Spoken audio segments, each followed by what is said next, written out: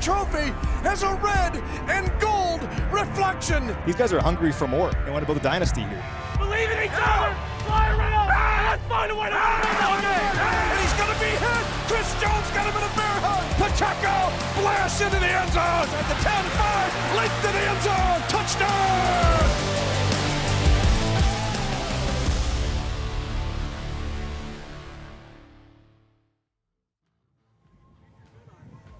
The Chiefs got back on track last week with a victory in New England. And now with only 3 games left in the regular season, Kansas City can clinch the division with a win here today in another edition of one of the league's greatest rivalries. We are 2 hours from kickoff. You've waited all week for this very moment. It's finally here. It is time for football in Chiefs Kingdom. Let's do this. My name is Matt McMullen, joined by voice of the Chiefs, Mitch Holthus. This is Field Pass, presented by StorageMart. And Mitch, first of all, Merry Christmas. Merry Christmas. This is awesome. You know, there's some Christmas Day tradition with the Chiefs, obviously the longest game ever played, and some other Christmas games, including against these guys. But this is a big day, a historic day potentially. Yeah, it could be, because I want a hat and t-shirt for Christmas here today. With a victory over the Raiders here in this one, the Chiefs can lock up an 8th consecutive division title. Think about that, 8 straight AFC West titles. Now, I know the standard now in Kansas City is Super Bowls, right? It's getting to the Super Bowl, it's winning the Super Bowl, but this is still a big deal. If you go back to the first media session of every single OTA, every single year, the very first goal that Patrick Mahomes and Coach Reid talk about is winning the AFC West. And they can do that here for an 8th straight year with a victory. Let me take it further here. I want this game badly. Personally, I want this game badly. When you listen to the radio open, you'll know why. Every team, the Raiders have won the division 15 times. The Broncos have won it 15 times. The Chargers have won it 15 times. Yes, it would be 8 straight, second in NFL history, but this would be 16 division titles for the Chiefs. It's crazy when you think of Lamar Hunt's vision of the American Football League and these teams being tied since 1960, 15, 15, 15, 15. That could end today, and it's a bigger deal. Yeah, I want a T-shirt, but I want 16 titles. And to do it against the Raiders here would be awesome. Now, I had an entire segment planned where I got into the math because it was very complicated, the tiebreaker scenarios and why the Chiefs could clinch the division here today. And then the Broncos lost last night. So now the Chiefs have a 2.5-game lead with 3 games to go. That means that the Chiefs win just one more game this season. No matter what else happens, they will win the AFC West. But we're not trying to win just one game. We're trying to win out because the 1 seed is still in play. And even a tie today. A tie today would give the division to the Chiefs, either a win or a tie because of that loss last night. Chad Ryland, really? 32nd rated kicker in the league, hits a 57-yarder. But so the first box to check is the division. We don't know that and what it means historically.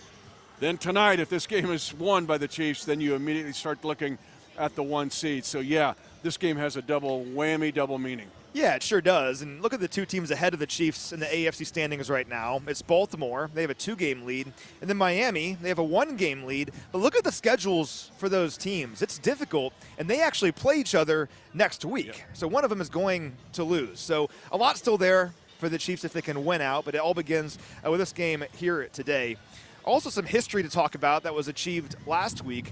The Chiefs have now won at least 9 games, securing a winning season in 11 straight years. They have 11 straight winning seasons. That's a lot. That's actually the 5th longest streak of any team in the Super Bowl era. The only teams with longer streaks of continued success in the Super Bowl era, which is since 1966, are the 1966 to 1985 Dallas Cowboys with 20 straight. That's like Tom Landry. The 2001 to 2019 New England Patriots with 19 straight. That's obvious. It's Belichick and Brady. The 1983 to 1998 San Francisco 49ers with 16 straight. It's Joe Montana, Bill Walsh, Stevie Young. And then the 1966 to 1980 Oakland Raiders with 15 straight. That is it. That is the list. Those are the only teams in the Super Bowl era since 1966 to have longer runs of continued success than this Kansas City Chiefs squad you're about to watch today. So what am I trying to say here? Don't take this for granted because this is not normal. No, and here's another piece of that.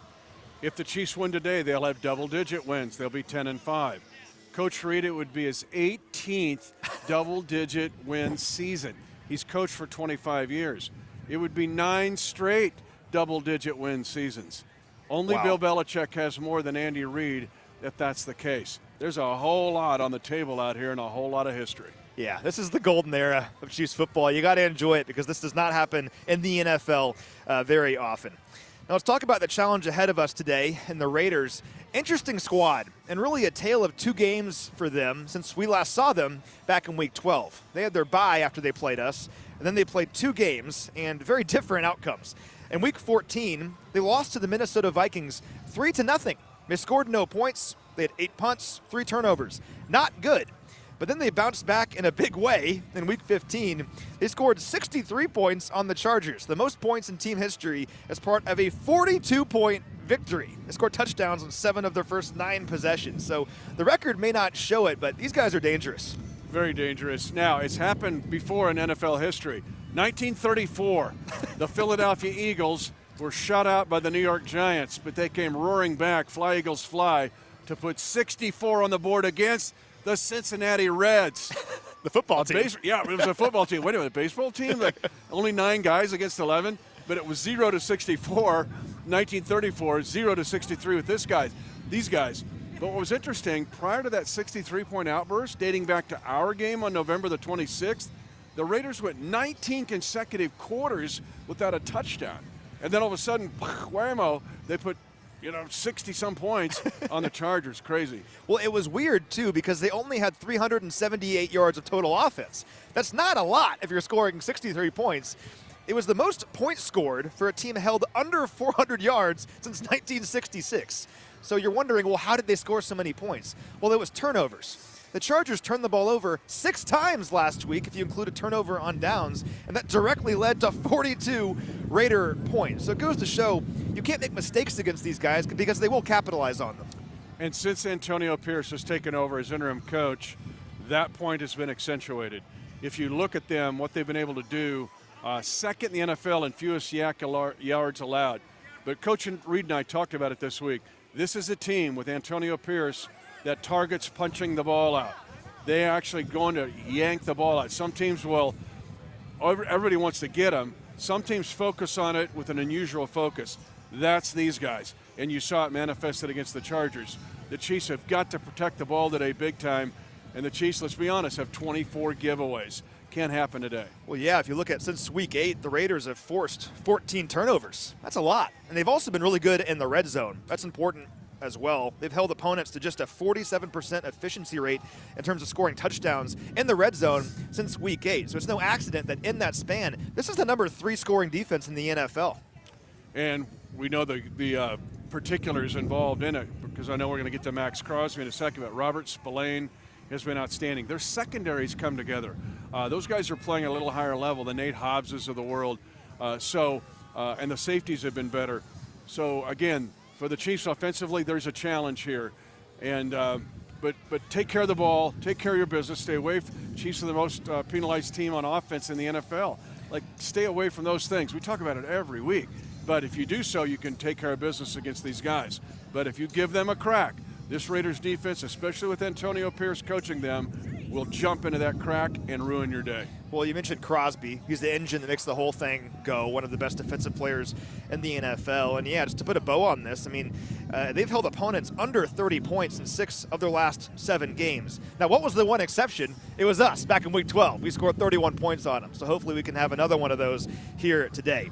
Now, I want to ask you about this Raiders offense a little bit. We saw Aiden O'Connell make some pretty good throws against us back in Week 12, particularly early. He's coming off maybe the best game of his career last week. He threw 4 touchdown passes in that game against the Chargers. Some context, he had just 4 touchdown passes in his entire career going into that game and then matched that in one game. Your thoughts on Aiden O'Connell coming into this one? Well, let's go back to one of your favorite stats, and that is time to throw, or when's the ball released. 2.5 seconds is the benchmark, right? Aiden O'Connell is 80% completion percentage if he gets rid of the ball in less than 2.5 seconds. More than that, it's 62%. That wide divergence means Aiden O'Connell is having 1 read or 2 reads, maybe. But if you make him off that mark 1 click, we've seen a lot of quarterbacks like this, then he'll struggle. But he was very accurate against the Chiefs. But if he can get rid of the ball on that designed, quick play that's all set up, then Aiden O'Connell is good enough to win this game. 4 touchdown passes against the Chargers gets your attention. Yeah, he's been impressive. I think he's shown that he can play. You know who also can play, though, is Patrick Mahomes, who currently has the most total offense of any player in the NFL with 3,878 yards. The standard is so high for Patrick. Saying that? They're not. Matt, he's number one in completions, and that's with 28 drops. Yes. He's number one in completions in the league. The standard is so high for Patrick. It's like Michael Jordan, that just nationally no one really wants to talk about him, but they should, because he's having another tremendous season, and we just can't take it for granted. Not at all, and he's had to deal with a lot. Go back to the penalties, go back to the drops, and he's trying to figure out a way to make all this work. And now without McKinnon, I know we're going to get to the injury report later, but without McKinnon, that's taken another piece out of him. Somebody today has got to step up for him, but Patrick has just stayed on task. I mean, he could be way frustrated long ago, but he's having a way better year than people think because he's had to do it differently. Well, he threw for 300 yards and multiple touchdowns for the 37th time in his career last week, easily the most of any quarterback in the NFL since 2018 by 13 games, almost a full season. And I wanted to mention, too, he's 10-1 against the Raiders. That's the most dominant any quarterback has get a single opponent in NFL history with a minimum of 7 games. He's 10-1 against these guys. So he's, again, it's an NFL, number one in NFL history. Try to continue that today. Yeah, let's make it 11-1 here today. And for more on what to expect from Patrick and the rest of the Chiefs offense, I caught up with Nate Burleson earlier this week. All right, we're joined now by the great Nate Burleson. And Nate, I want to ask you about this Chiefs offense. Still looking for some consistency this season. We saw a bit of it last week against New England. What are you hoping to see from the Chiefs offense here today? Finding a little bit of a rhythm. I know that the drop balls have been a topic of discussion, but it happens as a wide receiver. I know what it's like to drop a few balls, and then you start listening to the noise, and then you get in your own head. But this team is loaded with talent, and they have a fearless leader in Patrick Mahomes. They're going to be just fine. And more importantly, they have a creative playbook that I think is the best in the NFL. So it's that time of the year where you figure out who you are, because who you are in December is exactly who you'll be in the postseason. Well, you mentioned Patrick. I want to ask you about him. Still having a remarkable year. I mean, the reigning league MVP and just having a truly incredible year once again. Your thoughts on Mahomes' year so far? Well, he's starting to tap dance into that Tom Brady light, that Michael Jordan light, where even though he's playing well, we're looking for reasons to give everybody else some love because we're used to it. And that really goes to show you how well he's been playing. I've always said that he is going to go down as one of the greatest passers. And it's not just the fun stuff and the highlights where he's ad-libbing in the pocket, extending plays with his legs, but also the traditional quarterback play. If he wants to drop back 7 steps and throw it deep and hit somebody on the money, he can do that. But he does show how special he is when the play breaks down and he can roll one way and throw the other and still hit a guy in the numbers. I mean, he's just a special talent.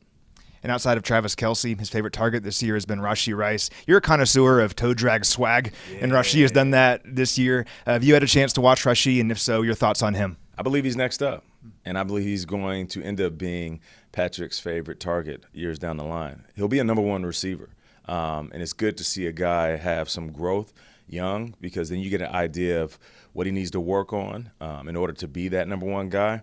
I guarantee that it's much more than a complimentary position for him. He'll be a favorite target of Patrick in no time. Rashee set a franchise record for receiving touchdowns by a rookie last week. Hopefully a few more here today. Nate, awesome stuff. Really appreciate your time. Definitely, man. Happy holidays.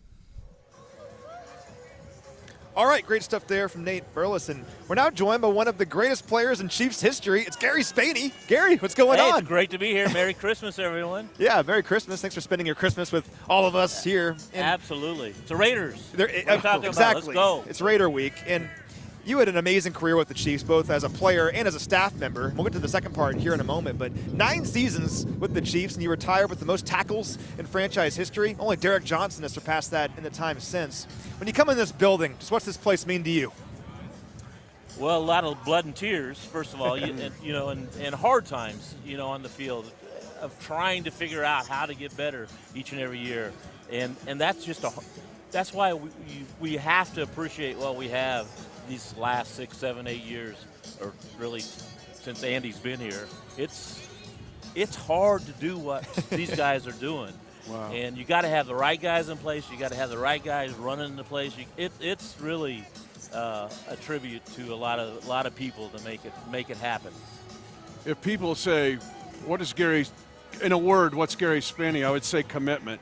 I've seen your commitment, College Football Hall of Fame at K-State, your career, and what you've done in your alma mater. But here you made it a career. What about your commitment to the Hunt family, not only as a player, but to live the rest of your professional life here with this organization? You know, some of my greatest memories, and I told Clark this, is that my memories of being around Lamar and watching Lamar be Lamar, and how he did his thing, and how he built this franchise. It's easy to be a part of the Hunt family because they do it the right way. You think about your career. So for those that don't know, you joined the community outreach department in, was it 89? 89. Yeah, late 80s. So soon after your playing career ended, and spent obviously several decades working in the front office. As a K-State guy, a guy that grew up in Manhattan, Kansas, not far away from Kansas City, you go to K-State. When you were looking at the NFL, did you ever think you had an opportunity to go to Kansas City to play for the Chiefs and work for the Chiefs as long as you did? Absolutely not. It's storybook, right? Yeah, it's storybook. Number one, that I played. In playing in the NFL, it's a pretty hard thing to do as well. Right. So to get that opportunity and then to do it near your home is a pretty special thing. 999 tackles. We couldn't find 1,000 in there. I want to ask you, Gary, about this team right now, this linebacking core and this defensive renaissance. What does it mean to you, and what are you seeing, especially in that linebacker room? Well, I love the speed. There's no doubt that the game is changing where that speed is necessary, but we got the guys that can do it. I mean, and a lot of guys to do it. But that's what it takes to play the kind of defense that we're playing this year. It's tremendous to watch, and they have obviously that innate ability. They have that linebacker thing, where they just know where the ball is going. And when you have that and that speed, it can make up for a lot of things. Even if you make a small mistake, you can make up for a lot of things. I love it, that linebacker thing, and your eyes light up. We talk all about the respect, right, that Coach Reed and the players show the alumni. I think it's something special. Well, when you announced your retirement, from the organization, Coach Reed made a big deal about that. What did that mean to you, and take us back to that day? Well, to be able to announce my retirement on the last day of practice this year with the football team, which I don't get around the football team a lot. So for Andy to allow me, or to even think about that, and allow me to do that, and actually break my last huddle the last day I'm here, it was a pretty remarkable thing.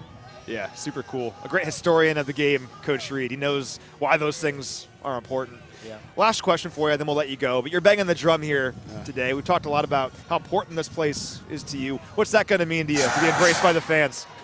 Well, it's obvious that banging the drum, but doing it against the Raiders. Yeah. Think about the Raiders. You know what I think about, Mitch? I think about first fights. When I think about the Raiders, I think about fights.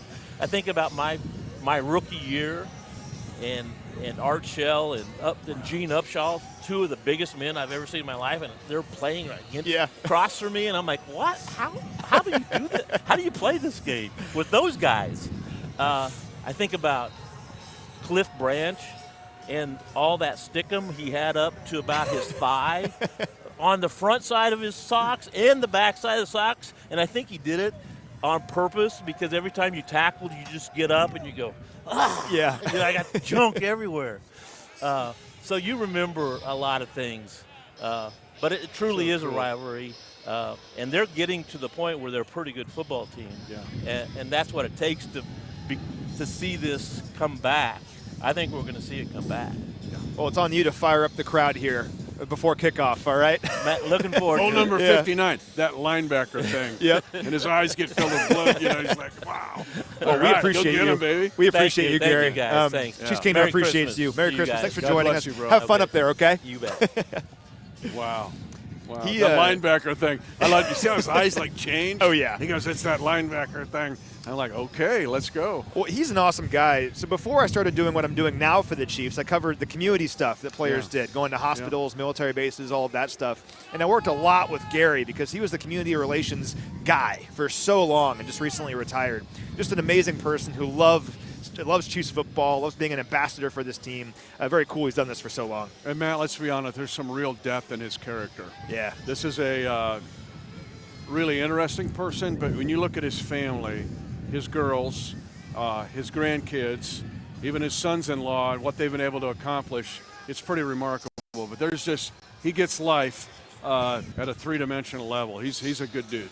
We just got the inactives. We're going to jump into those here in a moment. But first, it's discount promo code time, Mitch. All right? And we're going to turn our hats on here because you can get these awesome hats at the Pro Shop. There we go. I think mine's on. The Pro Shop at GEHA Field at Arrowhead Stadium. Headlights. The discount promo code this week is Christmas Clearance. Okay? Christmas Clearance. If you say that at checkout at the Pro Shop here at GEHA Field at Arrowhead Stadium, you're going to get 10% off your purchase. Now, as always, there are some rules around this. This offer is not valid on game day or the day before. It cannot be stacked with other discounts. It's unfortunately only in-store only. So it does not work online, only in-store here at the Pro Shop at GEHA Field at Arrowhead Stadium. And it excludes memorabilia, Oakleys, Ray-Bans, and sale items. But all the cool stuff you see us wearing, like these jackets that we've now worn in back-to-back weeks because they're really cool, and these light-up hats. Light them up, at the Pro light them Shop. light them up, And when you check for out, Christmas. when you check out, just say Christmas Clearance, and you're going to get 10% off your order. Pretty cool. What do you think? I love it. It's either going to enhance our career or ruin it. But One of that's the two. okay. We're living on the edge, baby. Light it up. Beat the Raiders 15-15, 15-16. I love it. All right, so here's the inactives. Not a lot of surprises for the Chiefs. We already knew this stuff. So Kadarius Toney not going to play here today with a hip injury. Did not practice all week. Offensive tackle Donovan Smith with a neck injury. Gave it a go early this week, but then didn't practice the rest of the week. So that means Wanye Morris is in line for a third straight start at left tackle here today. Running back Jerick McKinnon, you won't see him on the inactives list because he was placed on injured reserve yesterday. So that means that Jerick cannot play for a minimum of 4 games. Hopefully we can get Jerick back in the middle of the playoffs. We'll see. But Jerick McKinnon with a groin injury, placed on injured reserve. Unfortunate news there. And then wide receiver McCole Hardman, you might have seen that he was practicing this week. Well, he was not activated yet. He's still on injured reserve. The Chiefs have 2 weeks to choose if they want to activate him or not. So good news that he's practicing, just not quite ready. So no McCole Hardman today either. Some good news, Isaiah Pacheco is back. So Isaiah Pacheco missed the last 2 weeks with that shoulder injury. He is good to go. He practiced all week. Great having Pop back in the fold. This is a Pop kind of day, man. We got a little drizzle going, 30s, mid-30s. You just want him to manage it, right? You don't want him to re-injure the shoulder, but that dude just goes full throttle. But this feels like a Pop kind of day. The other thing in reading those, before we get into the Raiders, opportunities here. So you're thinking, wow, Jet being down, Clyde, that's an opportunity for Clyde. Or LaMichael Pirine, who's been elevated and put on the active roster. Or a guy like even Justin Ross. Justin Ross will be active and playing in this game today. He might get a target. What can he do with it? If he gets a big catch, the kingdom will freak out. But an opportunity nonetheless for these guys, and the Chiefs need him today. Now looking at the Raiders, a couple of big names they will not have here today. One we already knew about, that's tight end Michael Mayer with a toe injury. He's not going to play. So he's third on the Raiders in receiving yards this year. Caught a touchdown last week. Back in Week 12, he had 2 catches for 27 yards against us. Really good player, a player that I watched a lot during my pre-draft analysis last spring. Really good player who's a focal point now of their offense. That's a big deal that Michael Mayer Remember they called him Baby Gronk. Yeah. And he's got a lot of Gronk and Kelsey in him. He's a star. He'll be a star we got to deal with in the future. A big deal that he's not playing. And Josh Jacobs, not going to play here today. There was optimism early in the week in Las Vegas that he would go in this game, but Josh Jacobs not going to play with a quad injury. He's also sick. Now, he missed last week's game. Didn't really matter against the Chargers. They still had a very good offensive game, obviously, with 63 points. But still, Josh Jacobs, if you look at the numbers, he's touched the football on like 40% of their offensive plays. A huge deal that Josh Jacobs is not available here for the Raiders. 66% of their rushing yards. Wow. And he was way ahead of anybody. When we played him on November the 26th, he was like 30 touches ahead of McCaffrey. But you wonder, too many touches, because now he's hurt and can't get back. But he is a factor. Remember the 63-yard touchdown against the Chiefs in Vegas on November the 26th. But there are other guys, they do it by committee now. Bolden had a touchdown last week. Amir Abdullah, for you Husker fans. They got enough to be pesky here. So, yes, that's a blow, but they'll compensate. Yeah, I mean, these guys are still pretty good, and they're mathematically alive in the playoff hunt. They have a slim chance, but they still have a chance. They're fighting for their season here today. They're fighting for pride, fighting for the logo on their helmet. But what an opportunity this is for the Chiefs, that hopefully in a couple hours we're talking about an 8th consecutive division title. Got to go out there and earn it, but it's right there for the Chiefs. 15, 15, 15, 16. This light is the 16 light. I want this one badly. When you look at Mr. Hunt and the history of this division, AFL, I want this game. It's bigger than just winning a single division this year. Let's get this man a hat, right? Let's go. Give me a hat. Lights. For Mitch Holthus, I'm Matt McMullen. Thanks so much for watching, everyone. Let's go get a victory.